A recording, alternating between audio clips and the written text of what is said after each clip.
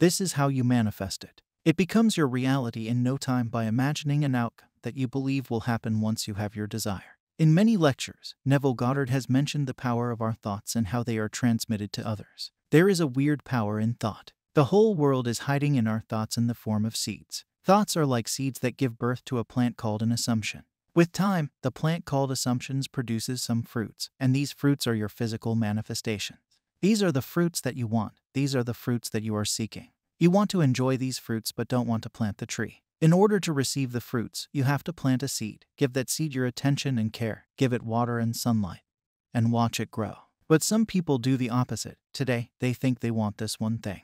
They know something about manifestation. They know something about imagination. They have read Neville. So, they go within and start imagining a scenario where they have their desires. By doing this, they plant the seed. But now that it is time to take care of the seed, they get indulged in opposing thoughts. They get indulged in thinking against their desired reality. When they do this, they are simply digging up the soil and removing the seed. When they think about whether it is working or not, they are doing the same thing as they did while indulging in the negative thoughts. Again, they are digging the soil and disturbing the seed. Instead, they had to take care of that seed. They had to provide it with water, sunlight, and manure. In the case of manifestation, this water, sunlight, and manure is simply thinking from the state of the wish fulfilled. It is indulging in positive thoughts, the thoughts of already having the thing you desire. It is not about disturbing the seed, it is about letting it grow. Now, it won't take years to get the fruit. The example is just a metaphor, and this example comes to mind whenever I think of sharing knowledge about manifestation in the easiest way possible.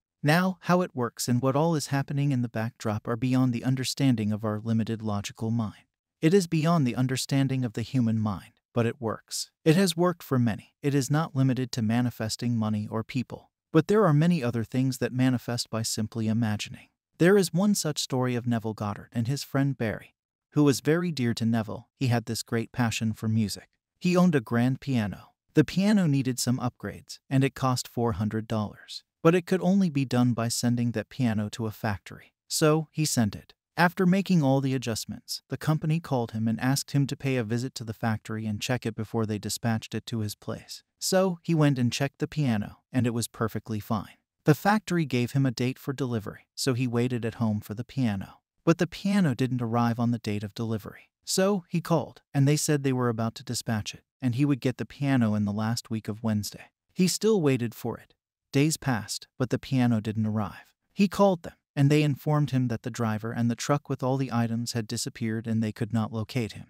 The driver was not traceable, and he got anxious about it. He called Neville and explained the situation. He told him that he got his piano insured, but it was only for $2,000. The new piano will cost him $4,000, and he doesn't know when the insurance money will come, and he will also be short of $2,000. So he explained the situation to Neville. Neville, being Neville, knew what he had to do. He knew imagination creates reality, and consciousness is the one and only reality. So, he started imagining Barry playing the piano. He put his imaginary hand on his shoulder, and he could feel Barry playing the piano. He took the help of a music show where a pianist played the piano. So he imagined hearing the tune and felt as if Barry were playing it. He felt joyful while hearing it in his imagination, and he even thanked Barry for the lovely music.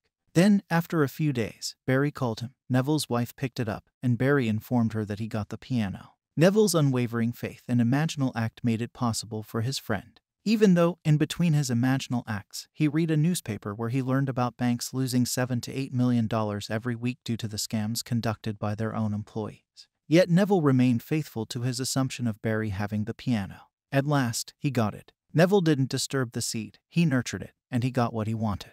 Barry got his piano back. The law works in every situation, regardless of the current situation. It works when the person stays faithful to his assumptions. You cannot assume you have your desire for one little moment, and then return to your former state, for if you do, you are a double-minded man and will not receive anything from the Lord. I have seen people being double-minded. I even experienced this myself. People assume that they have their desire for one little moment, and then they return to their old state of being. A very common and everyday example is people who are manifesting a specific person.